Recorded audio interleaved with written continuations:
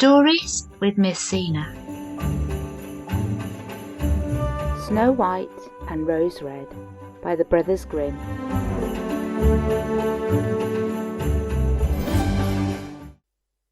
There was once a poor widow who lived in a lonely cottage. In front of the cottage was a garden, wherein stood 2 rose trees, one of which bore white and the other red roses. She had 2 children who were like the 2 rose trees, and one was called Snow White and the other Rose-Red. They were as good and happy, as busy and cheerful as ever 2 children in the world were, only Snow White was more quiet and gentle than Rose-Red. Rose-Red liked better to run about in the meadows and fields seeking flowers and catching butterflies, but Snow White sat at home with her mother and helped her with her housework, or read to her when there was nothing to do. The 2 children were so fond of one another that they always held each other by the hand when they went out together, and when Snow White said, "We will not leave each other," Rose-Red answered, "Never, so long as we live," and their mother would add, "What one has, she must share with the other." They often ran about the forest alone and gathered red berries, and no beast did them any harm, but came close to them trustfully. The little hare would eat a cabbage leaf out of their hands, the roe grazed by their side, the stag leapt merrily by them, and the birds sat still upon the boughs and sang whatever they knew. If they had stayed too late in the forest and night came on, they laid themselves down near one another upon the moss, and slept until morning came, and their mother knew this, and did not worry on their account. Once they had spent the night in the wood, and the dawn had roused them, they saw a beautiful child in a shining white dress sitting near their bed. He got up, but said nothing, and went into the forest, and when they looked round, they found that they had been sleeping quite close to a precipice, and would certainly have fallen into it in the darkness if they had gone only a few paces further. And their mother told them that it must have been the angel who watches over good children. Snow White and Rose-Red kept their mother's little cottage so neat that it was a pleasure to look inside it. In the summer Rose-Red took care of the house, and every morning laid a wreath of flowers by her mother's bed before she awoke, in which was a rose from each tree. In the winter Snow White lit the fire and hung the kettle on the hob. The kettle was of brass, and shone like gold, so brightly was it polished. In the evening, when the snowflakes fell, the mother said, "Go, Snow White, and bolt the door." And then they sat round the hearth, and the mother took her spectacles and read aloud out of a large book, and the 2 girls listened as they sat and spun, and close by them lay a lamb upon the floor, and behind them upon a perch sat a white dove with its head hidden beneath its wings. One evening, as they were thus sitting comfortably together, someone knocked at the door as if he wished to be let in, but the mother said, "Quick, Rose-Red, open the door, it must be a traveller who is seeking shelter." Rose-Red went and pushed back the bolt, thinking that it was a poor man, but it was not. It was a bear that stretched his broad black head within the door. Rose-Red screamed and sprang back, the lamb bleated, the dove fluttered, and Snow White hid herself behind her mother's bed. But the bear began to speak and said, "Do not be afraid. I will do you no harm. I am half frozen, and only want to warm myself a little beside you." "Poor bear," said the mother. "Lie down by the fire, only take care that you do not burn your coat." Then she cried, "Snow White, Rose-Red, come out. The bear will do you no harm. He means well." So they both came out, and by the lamb and dove came nearer, and were not afraid of him. The bear said, "Here, children, knock the snow out of my coat a little." So they brought the broom and swept the bear's hide clean, and he stretched himself by the fire and growled contentedly and comfortably. It was not long before they grew quite at home, and played tricks with their clumsy guest. They tugged his hair with their hands, put their feet upon his back and rolled him about. And they took a hazel switch and beat him, and when he growled they laughed. But the bear took it all in good part. Only when they were too rough he called out, "Leave me alive, children. Snow White, Rose-Red, will you beat your were dead?" When it was bedtime, and the others went to bed, the mother said to the bear, "You can lay there by the hearth, and then you will be safe from the cold and the bad weather." As soon as day dawned, the two children let him out, and he trotted across the snow into the forest. Henceforth the bear came every evening at the same time, laid himself down by the hearth, and let the children amuse themselves with him as much as they liked. And they got so used to him that the doors were never fastened until their black friend had arrived. When spring had come, and all outside was green, the bear said one morning to Snow White, "Now I must go away, and cannot come back for the whole summer." "Where are you going then, dear bear?" asked Snow White. "I must go into the forest and guard my treasures from the wicked dwarfs. In the winter, when the earth is frozen hard, they are obliged to stay below, and cannot work their way through. But now, when the sun has thawed and warmed the earth, they break through it, and they come out to prey and steal. And what once gets into their hands and in their caves does not easily see daylight again."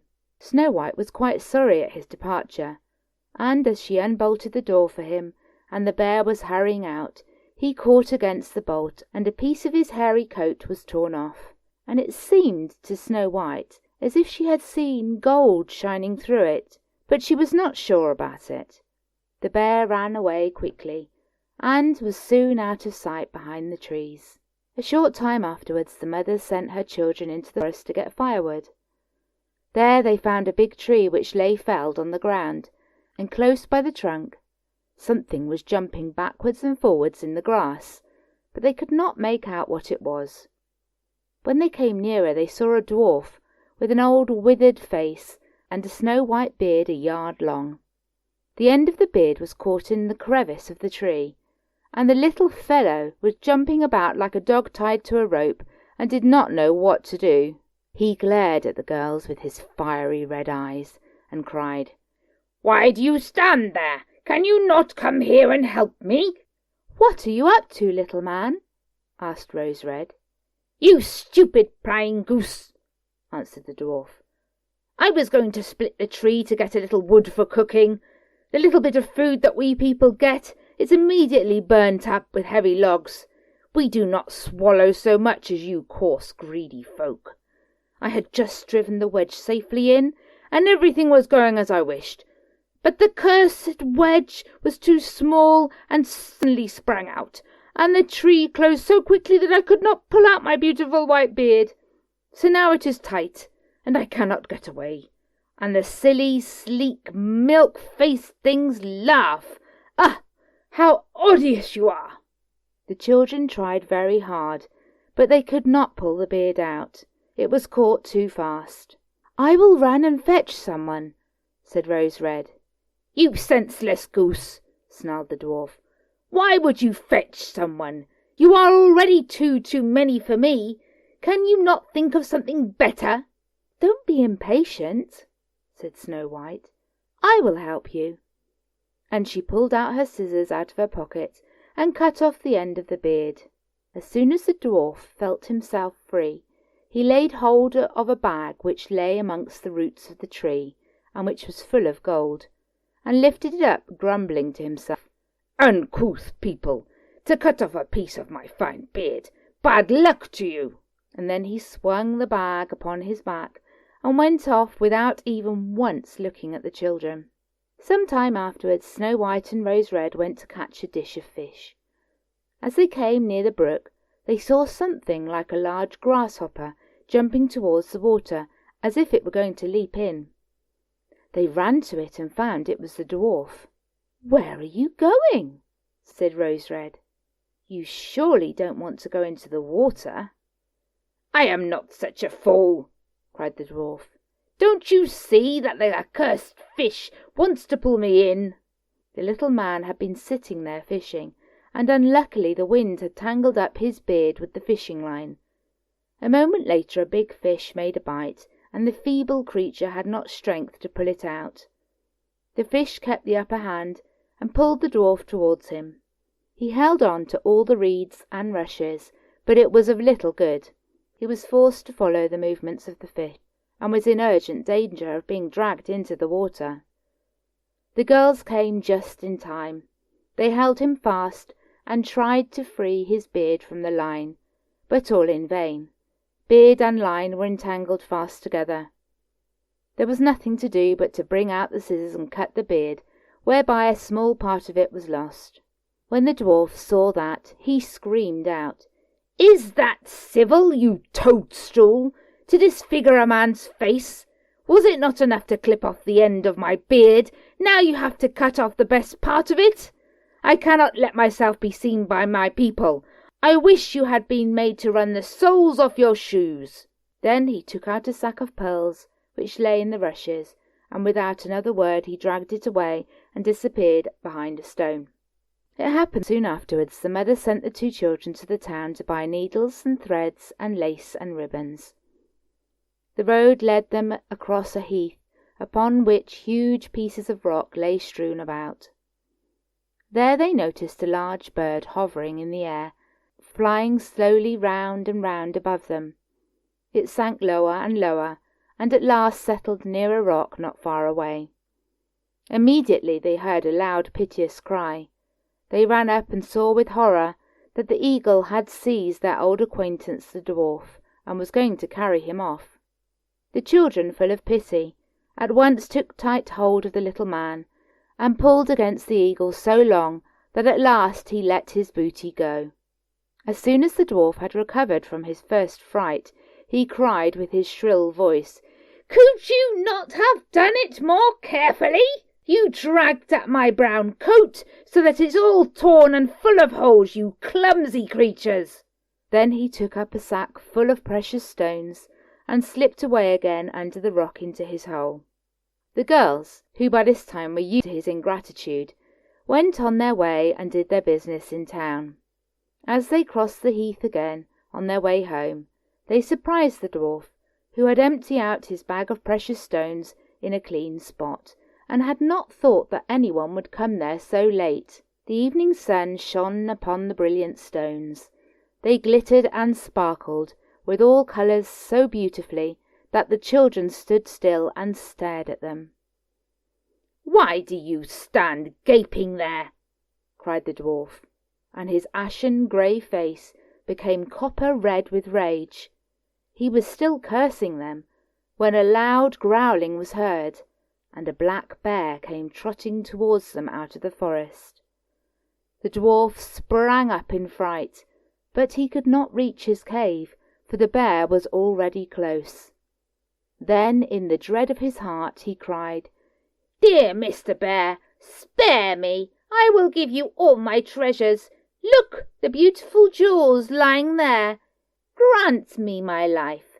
What do you want with such a slender little fellow as I? You would not feel me between your teeth. Come, take these wicked girls.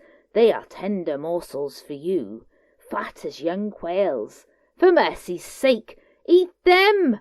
The bear took no heed of his words, but gave the wicked creature a single blow with his paw, and he did not move again. The girls had run away, but the bear called to them, "Snow White and Rose-Red, do not be afraid. Wait, I will come with you." Then they recognized his voice and waited, and when he came up to them, suddenly his bearskin fell off, and he stood there, a handsome man, clothed all in gold. "I am a king's son," he said, "and I was bewitched by that wicked dwarf who had stolen my treasures. I have had to run about the forest as a savage bear until I was freed by his death. Now he has got his well-deserved punishment." Snow White was married to him, and Rose-Red to his brother, and they divided between them the great treasure which the dwarf had gathered together in his cave. The old mother lived peacefully and happily with her children for many years. She took the 2 rose trees with her, and they stood before her window, and every morning bore the most beautiful roses, white and red. The end. Artwork by Kyra Stone. Music by Roye Spidler. Read by Miss Sina.